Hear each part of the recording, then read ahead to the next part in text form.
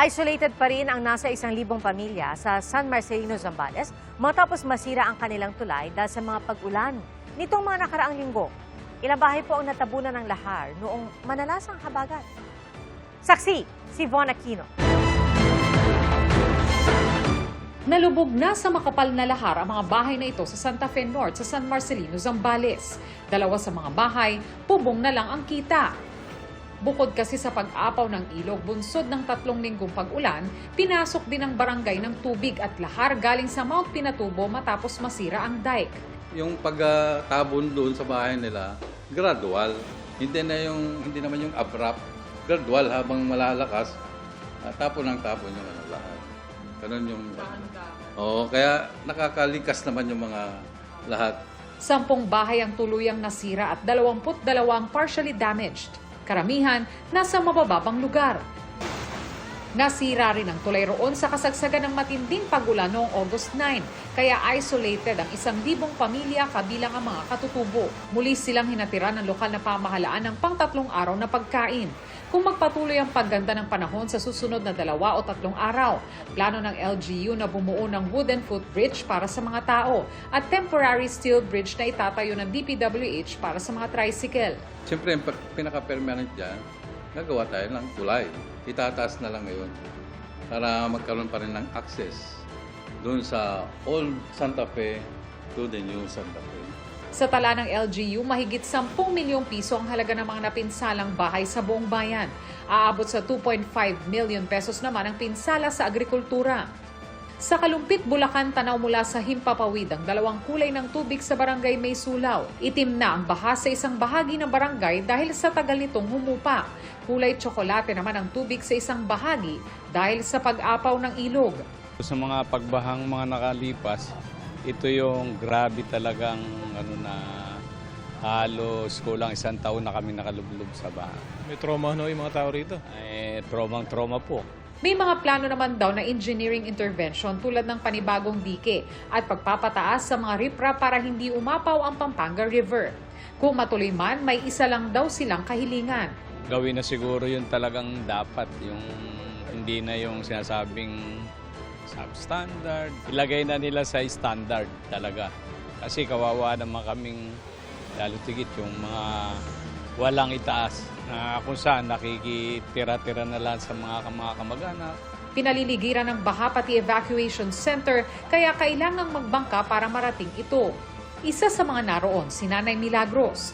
Hirap na siya makakita at makarinig matapos maaksidente, bunsod daw ng hindi mawala-walang baha sa kanilang lugar. Sa po ito, nahulog po ako sa hagdan. Tumama ang ulo ko sa kaya naapektuhan po yung mata ko at saka ulo. Tapos, tumanga pa ako. Ayon sa Bulacan DRRMO, 11 munisipalidad sa probinsya ang lubog pa rin sa baha. 8,000 evacuees pa rin ang nasa 87 evacuation centers. 12 barangay sa Hagonoy ang lubog pa rin sa baha. 2 hanggang 4 na talampakan ang taas ng tubig ayon sa Hagonoy MDRRMO. Dala na rin daw ito ng backflooding o yung pag-agos ng tubig mula sa Nueva Ecija at Pampanga kasama ng high tide. Ako si Von Aquino, ang inyong saksi. Nang dahil sa content ng isang dayuhang vlogger, bistado ang paggawa ng isang lalaki ng peking passport at driver's license sa Maynila. Saksi, si June Veneracion. Go. Bistado sa entrapment operation ng PNP CIDG ang pamimeke ng passport at lisensya ng isang lalaki sa Santa Cruz, Maynila. Police kami ha.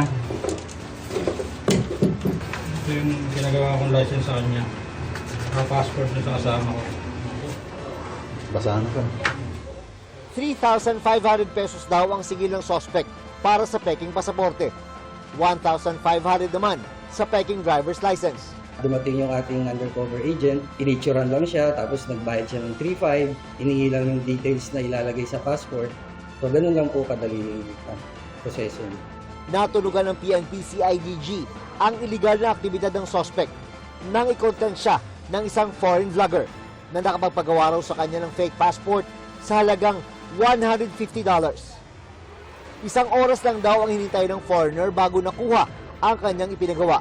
So from that, nag-start po tayo, nag-surveillance, hanggang sa naka-engage natin yung mismong subject po natin, yung suspect natin. Bukod sa mga peking pasaporte at lisensya, nakumpiska rin sa suspect ang iba't ibang gamit at mga fake document. Sasampahan siya ng reklamong paglabag sa Republic Act No. 11983 o ang New Philippine Passport Act at falsification of public, official, or commercial documents by private individuals. Wala pang pahayag ang naarestong suspect na nakakulong sa CIDG Detention Facility. Ako si June Veneracion, ang inyong saksi. Sa supplemental counter-affidavit sa Ombudsman, ipinunto ng kampo ni dating House Speaker Martin Romualdez na walang umiiral na prima facie o sapat na paunang ebidensya para sa mareklamong ibinabato laban sa kanya. Kasunod po yan ang pagbaliktad ni Orly Gutesa at 3 pang testigo sa naunang nagsabing naghatid sila ng mali-maletang pera sa kongresista. Saksi si Joseph Moro. Ang affidavit o recantation ng dating sundalong si Orly Gutesa, maging ng 3 sa mga dating bodyguards si dating Congressman Saldico, nakakabit sa counter-affidavit ni dating House Speaker Martin Romualdez na inihain sa Office of the Ombudsman. Pare-parehong bumawi ang 4 sa kanilang aligasyong naghatid sila ng mali-maletang pera kay Romualdez. Ang aligasyong ito ay kasama sa basehan ng rekomendasyong kasuhan ng plunder, graft, direct at indirect bribery at money laundering si Romualdez Co. at iba pang personalidad. Si Gutesa, sinabi pang ginamit siya ni dating Congressman Mike Defensor at Senador Rodante Marcoleta para patutuhanan ang affidavit na binasa niya noon sa Senate Blue Ribbon Committee kahit hindi umano ito totoo. We had to submit Gutesa's affidavit sa Ombudsman para maisaalang-alang din nila itong recantation sa pag-desisyon po kung whether itutuloy ang kaso or i-dismiss against Congressman Romualdez. Sabi pa sa supplemental affidavit, lumalabas din daw na tila gawa-gawa lamang ang naratibo laban kay Romualdez, lalo't nagsabi ang 3 dating bodyguard na wala silang alam tungkol sa mga maletang puno ng pera na hinatid sa mga bahay ni Romualdez. Dahil din sa recantation ng 4, nalagay daw sa alanganin ang mga hawak na mga testigo ng Ombudsman dahil magkakaiba na ang salaysay. Wala rin daw umiiral na prima facie o sapat na paunang ebidensya para sa mga reklamong ibinabato sa kanya. Sabi kahapon ng Ombudsman, kahit bumaliktad si Gutesa ay meron pa silang 28 testigo laban kay Romualdez. Bukod sa mga testimonya, kasama sa ebidensya nasa Ombudsman ay mga financial, corporation at AMLC documents. Sa pagkakataon ito ay dahil nabawasan yung ebidensya substantially, parang the prosecutors appear to be adjusting ang nilalaman ng kanilang reklamo as the case goes along. Ang kontra sa laysay na yan ni dating House Speaker Martin Romualdez at ang mga ebidensya na hawak ng Special Panel of Investigators ang titimbangin ng Ombudsman para malaman kung may kasong dapat isampa laban sa dating Speaker sa Sandigan Bayan. Hinihingan pa namin ng pahayag sina Baligod, Marcoleta, Defensor at ang Ombudsman. Ako si Joseph Morong, ang inyong saksi. Sa loob lang po ng 24 oras, dumoble ang bilang ng mga pasyenteng may leptospirosis na ginagamot sa San Lazaro Hospital sa Maynila. Ang paalala po ng mga doktor, kahit gas-gas lang, pwedeng mapasukan ng bakterya na nagdudulot ng sakit. Saksi si Marizo Mali. Dahil sa trabaho kaya napalusong sa baha ang 26 anyo sa si Hartling. Ngayon, kailangan niyang sumailalim sa dialysis dahil sa leptospirosis. Hindi raw siya agad nakapunta sa doktor nung makaramdam ng sintomas.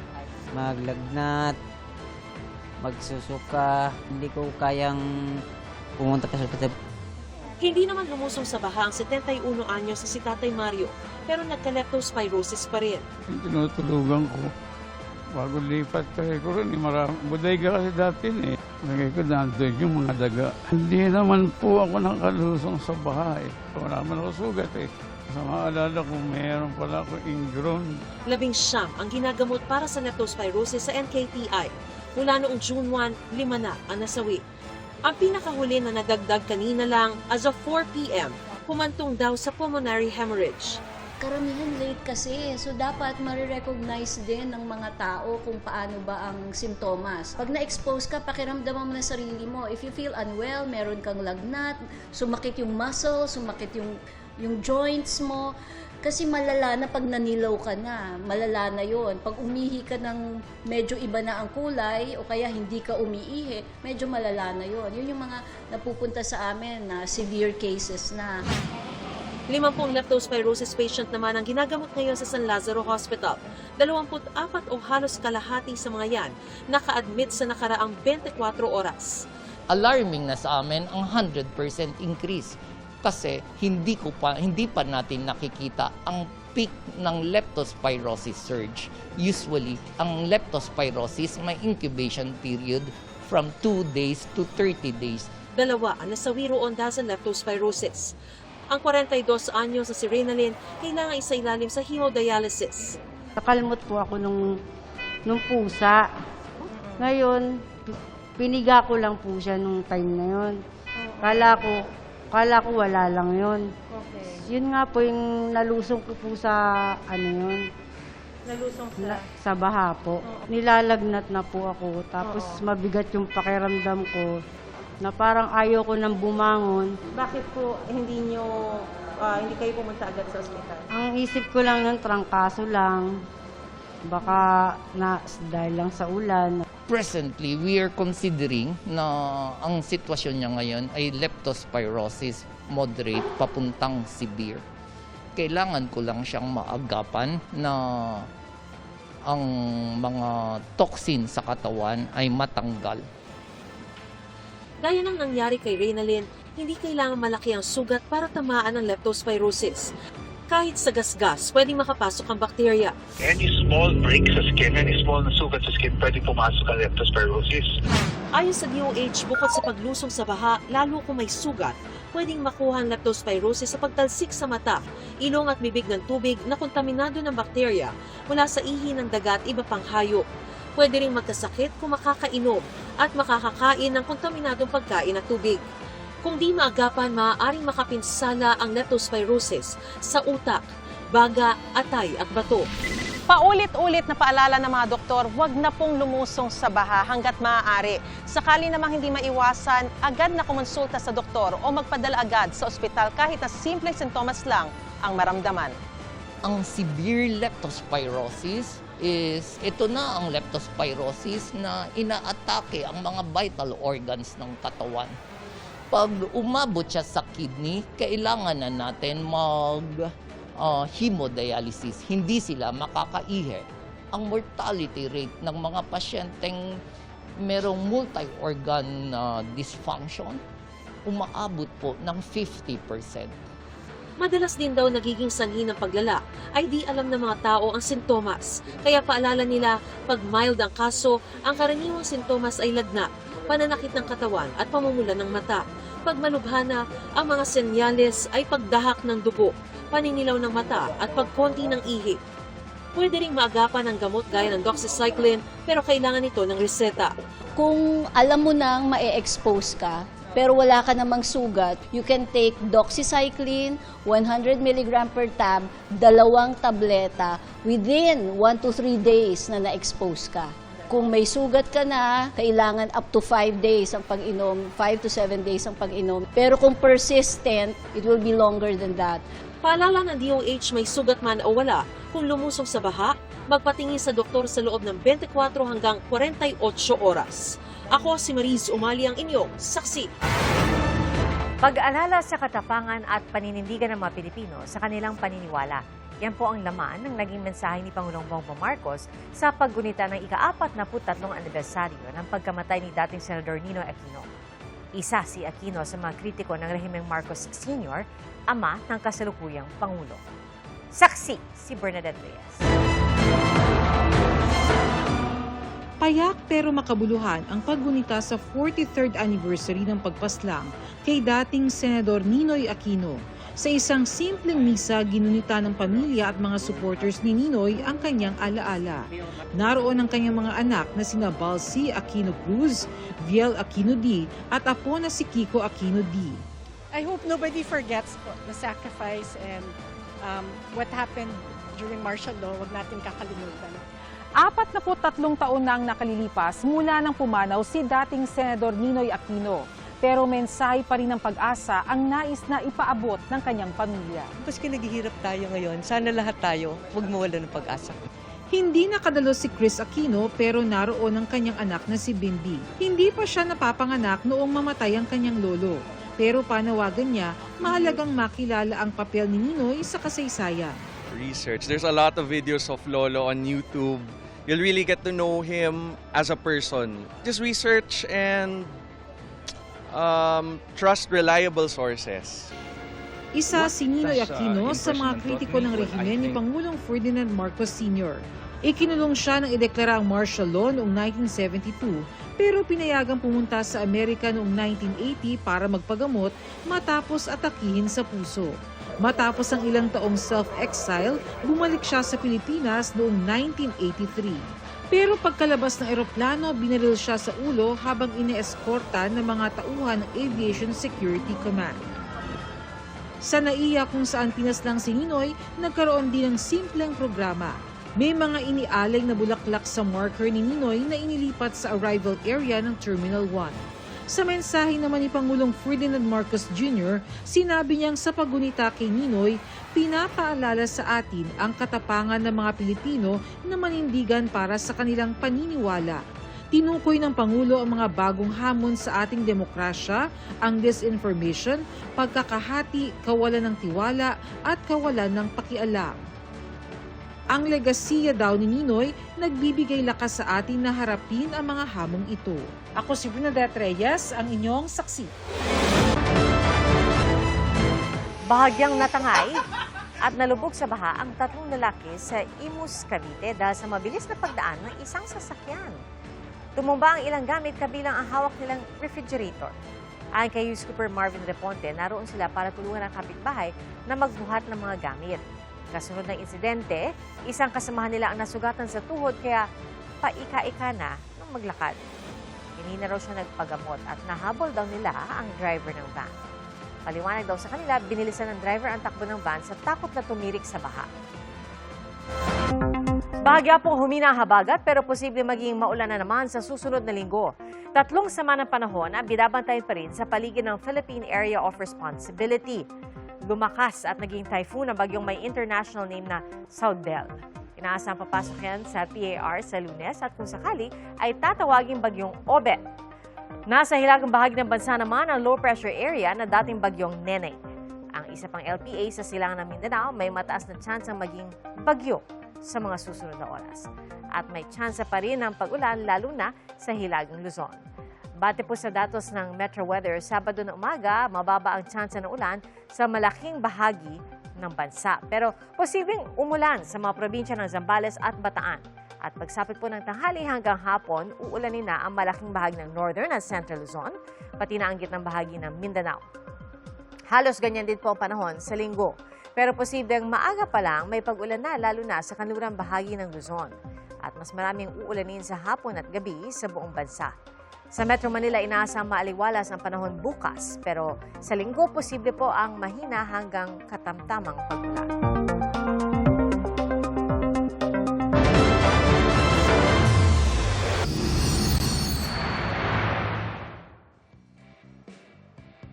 Biro po ng ilan kung hindi sa terminal ng tricycle, sa palengke lang sila natatawag na pogi. At sa Iloilo, totoo nga may pogi sa palengke. Pero hindi po ito tindero o mamimili, kundi isang isda. Bakit kaya ito tinawag na pogi? Alamin sa pagsaksi ni Jamie Santos. Alam mo ba kung nasaan si Pogi? Wala akong idea eh. Nakakita ka na ba ng Pogi? Hindi ako nakakita ng isang pogi, ako lang ang pogi. Asan ba kasi ang Pogi na yan? Saan kaya si Pogi? Ay, dito may Pogi. Sa palengking ito sa Iloilo.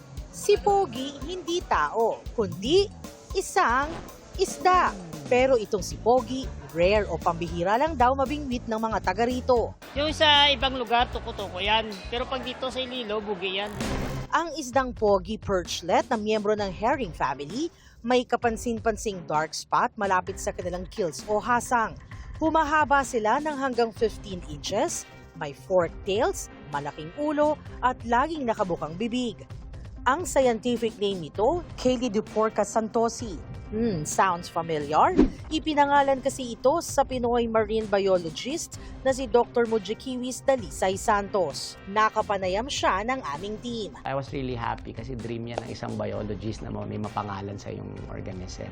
Ayon sa article na inilathala sa scientific journal na Zootaxa noong 2015, nadiskubre si Pogi sa isang palengke sa Iloilo noong 2014. Pero bago ito nakarating sa Iloilo, si Pogi nabingwit daw mula sa bibig ng isang isda sa katubigan malapit sa Palawan. When they studied it, nagkataon na when they cross-reference with the record, yun nga, may isa pang specimen actually na nakolekta na noong 1979, which was also taken from Bohol Sea. Recently, about 2 years ago, may colleague ako from Davao na pinadala niya yung isang picture ng isang specimen na she felt na mukhang kamukha ni Pogi. No? And I immediately sent the picture to Jeff Williams, and Jeff Williams confirmed that it's also Pogi Perchlet. Ligtas ba itong kainin? Based on study, lumalabas na it's under what we call the family Serranidae. Ito yung mga pamilya ng mga in English grouper or Tagalog mga lapu-lapu. I would think kung kakainin siya, yes. Kaya lang yun nga, it's extremely rare. Pag may nakita kayo, huwag niyo munang kainin. Bakit tinawag na Pogi si Pogi? Doon sa etymology, lumabas nga na doon naka-spell out dun sa paper na the word Pogi, meaning handsome in Tagalog, was based on the coloration of the fish. Until now, medyo kine-claim ko na ako si Doc Pogi kasi nga because of the Pogi Perchlet. Ayun, alam mo now, ang misteryoso at rare catch na si Pogi, sana mas dumami pa ang lahi. Ako si Jamie Santos, ang inyong saksi. Salamat po sa inyong pagsaksi. Ako po si Pia Arcangel. Ito ang GMA News. Walang kinikilingan, walang pinoprotektahan. Noon at ngayon, serbisyong totoo. Hanggang sa Lunes, sama-sama po tayong magiging saksi!